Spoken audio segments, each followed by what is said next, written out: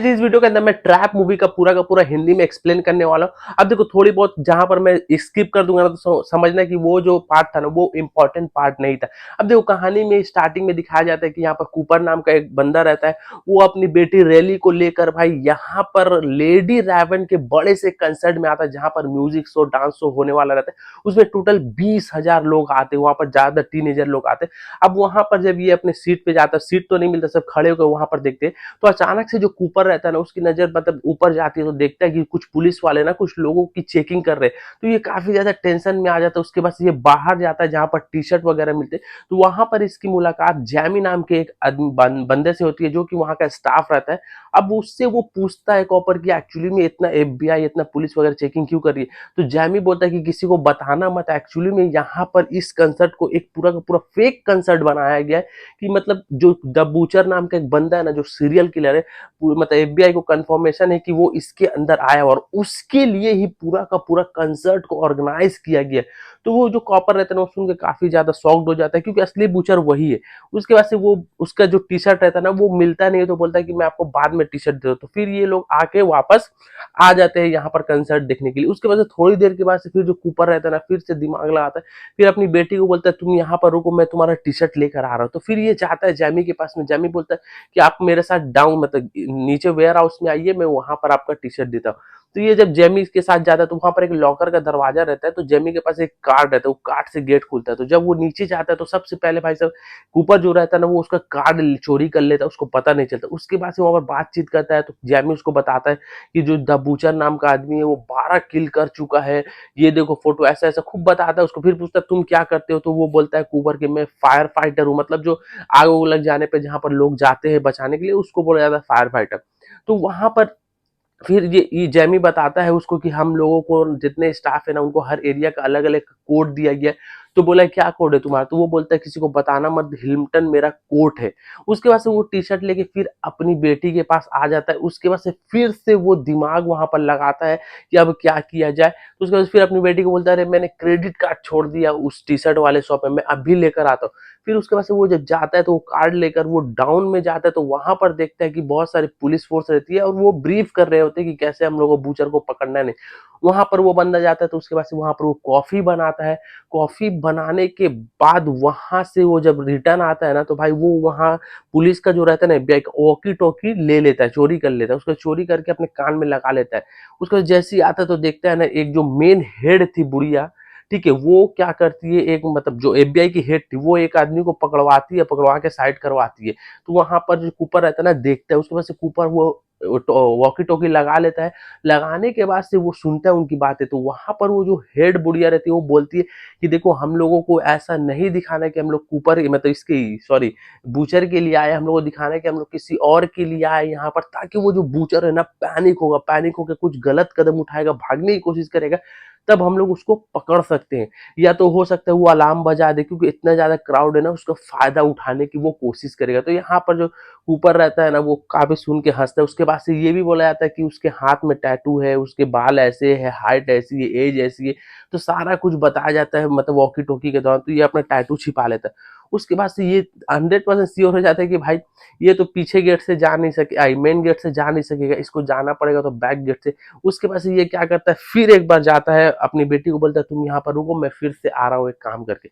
अब ये जब जाता है वहां पर तो ये सोचता है कि छत एक बार चेक करे। तो देखता है छत के गेट पे दो पुलिस वाले खड़े। तो अब ये सामने ना एक फ्राइड का दुकान होता है जहां पर बहुत हार्ड ऑयल रहता है जिसमें चिकन फ्राई किया जाता है। तो उसका ये फ्लेम ना गलत मतलब जानबूझ के ना बढ़ा देता है और उसमें कोई लिक्विड फेंक देता है। तो उसके बाद से वहां ब्लास्ट हो जाता है, छोटा मोटा ब्लास्ट होता है जिसकी वजह से एक लड़की जल जाती है। अब सबका अट्रैक्शन वहां होता है, पुलिस वाले भी आ जाते हैं।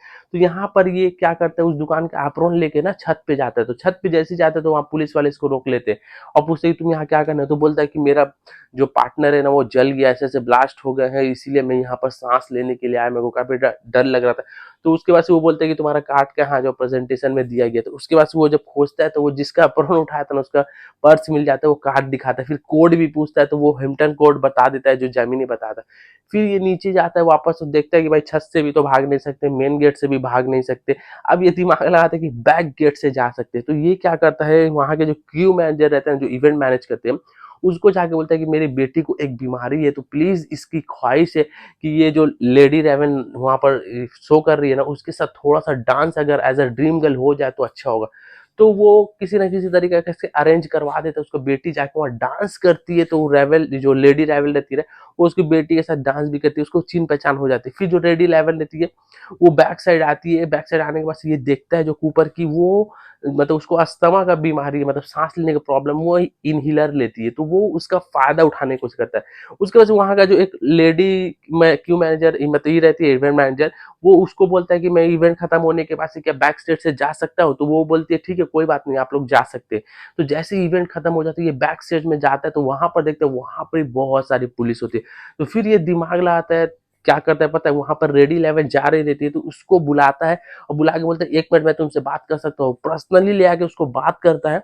और वहां पर उसको दिखाता है मोबाइल में कि स्पेंसर नाम के एक बंदे को उसने किडनैप करके रखा हुआ और उसकी मौत हो जाएगी अगर वो जो रेडी लेवल है इसको मदद नहीं करेगी। तो ये बोलता है कि मेरे को और मेरी बेटी को अपने लेम्बो में मैंने लेमोजिन में बैठाकर तुम बाहर यहाँ से निकाल दो, फिर मैं इसको छोड़ दूंगा। वो काफी ज्यादा डर जाती है और वो एग्री हो जाती है। उसके बाद से ये लोग तीनों लेमोजिन में निकल के जाते हैं। तो यहाँ पर जो लेडी लेवल रहती है ना, वो क्या गेम खेलती है, वो ये खेलती है कि वो बोलती है मतलब अब देखो जो उसकी रैली जो बेटी है ना, वो सोच काफी ज्यादा एक्साइटेड हो जाती है, सोचती है कि मैं भाई लेडी के साथ जा रही हूँ। तो लेडी वहां पर बोलती है कि क्या रेवल मैं तुम्हारे घर जा सकती हूँ। तो वहां पर वो जो ऊपर रहता है ना काफी ज्यादा दिमाग चलाने लगते हैं कि एक्चुअली में ये ऐसा क्यों कर रही है।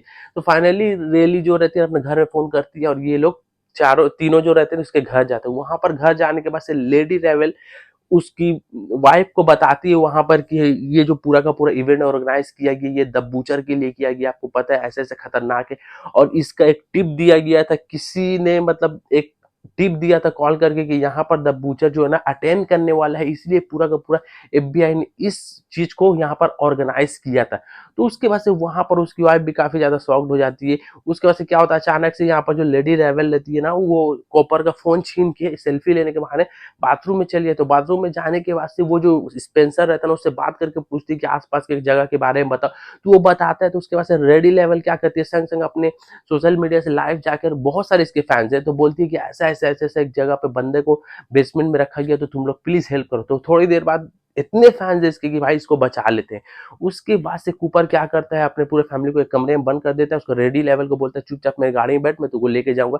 और जैसे ही ये गैरेज खोलता है तो देखते हैं इसके सामने पूरी की पूरी फैमिली खड़ी होती है। तो वहां पर रेडी लेवल चल जाती है क्योंकि ये भाई अपने फैमिली से बहुत प्यार करता है। अब ये क्या करता है गैरेज को बंद कर लेता है। वहीं पर पूरी की पूरी एफबीआई की टीम आ जाती है। जब इसको घर में खोजने के लिए ढूंढती है तो ये भाई जब फायर वाला जो पाइप रहता है ना वहां से ये भाग जाता है। अब हम लोग को दिखता है कि लेमोजिन में जहां पर ये जा रही रहती है रेडी लेवल है उसकी फैमिली को ड्रॉप कर दिया जाता है उसके सिस्टर के घर में, मतलब उसकी वाइफ के सिस्टर के घर में। उसके बाद से जो लेमोजिन का ड्राइवर होता है ना वो कूपर होता है और वहां पर पीछे जो बैठी रहती है वो लेडी लेवन होती है। अब उसको वहां पर वो हाथ बांध देता है। उसके बाद एक सिटी एरिया से जाता है तो वो कोशिश करती है कि विंडो खोले क्योंकि बहुत सारे फैंस जानते हैं कि उसके अंदर वो है। तो किसी ना किसी तरीके से जो ये रहता है ना हथकड़ी उसको तोड़ देती है और वो खोल के वहां से बाहर आ जाती है। फिर एफबीआई की पुलिस आती है, फायरिंग करती है, लेकिन उसमें से वो भाग जाता है। भागने के बाद वो डायरेक्ट सीधा घर पहुंचता है अपनी बीवी के पास। और यहाँ पर बहुत सारा कन्वर्सेशन दिखाया गया, लेकिन मैं मेन मुद्दा है बोलता हूँ। वहां पर पहुंचने के बाद वो बोलता है कि मैं अपनी बेटी के सिवा मतलब बड़ा होते हुए नहीं देख सकता क्योंकि मैं खुद को मारूंगा और तुमको भी मार दूंगा। तो उसकी बीवी बोलती है कि मेरे को पता था कि तू कूपर है, तू बूचर है। मैंने तेरे पर्स में टिकट देखा था बहुत सारा, मैंने ऐसे रियलाइज किया तेरा पीछा किया बहुत बार इधर उधर।